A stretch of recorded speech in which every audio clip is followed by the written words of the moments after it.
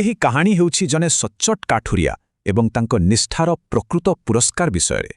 କାସଗଞ୍ଜ ଗାଁରେ ଜଣେ କାଠୁରିଆଙ୍କ ପତ୍ନୀ ନିଜର 2 ସନ୍ତାନଙ୍କର ଭବିଷ୍ୟତ ପାଇଁ ବହୁତ ଚିନ୍ତିତ ଥିଲେ।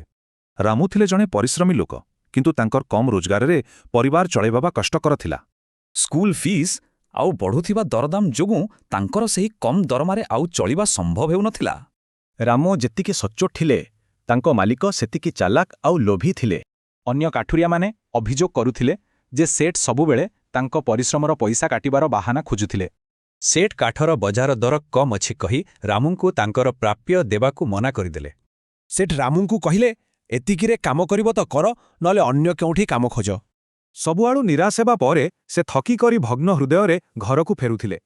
ହଠାତ୍ କିଛି ମଇଁଷି ଗୋଡ଼ାଇବାରୁ ରାମୁ ଏକ ଗୁମ୍ଫାରେ ପଶିଗଲେ, ଯେଉଁଠି ତାଙ୍କ ଭାଗ୍ୟ ବଦଳିବାକୁ ଯାଉଥିଲା।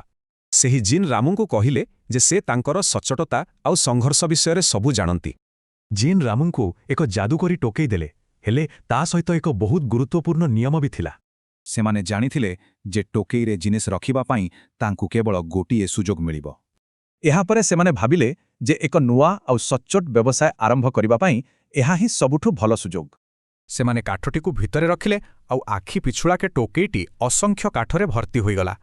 ସେ ଗୋଟିଏ ଦିନରେ ଏତେ ଟଙ୍କା ରୋଜଗାର କଲେ, ଯେତିକି ସେଠ ପାଖରେ ମାସ ମାସ ଧରି ବି କରିପାରିନଥିଲେ। ତାଙ୍କ ଚରିତ୍ରର ପ୍ରଥମ ପରୀକ୍ଷା ଧନୀ ହେବା ନଥିଲା, ବରଂ ଏହାପରେ ସେ କ'ଣ କରିବେ ତାହା ହିଁ ଥିଲା। ପ୍ରଥମେ ସେ ନିଜ ପରିବାରର ଆବଶ୍ୟକତା ପୂରଣ କଲେ, ଆଉ ତାପରେ ତାଙ୍କ ଚିନ୍ତା ଅନ୍ୟମାନଙ୍କ ଆଡ଼କୁ ଗଲା। ରାମୁ ଆଉ ସେଠ ପାଖକୁ ନ ଫେରି ନିଜ ସୌଭାଗ୍ୟକୁ ଅନ୍ୟମାନଙ୍କ ସହ ବାଣ୍ଟିବା ପାଇଁ ସ୍ଥିର କଲେ।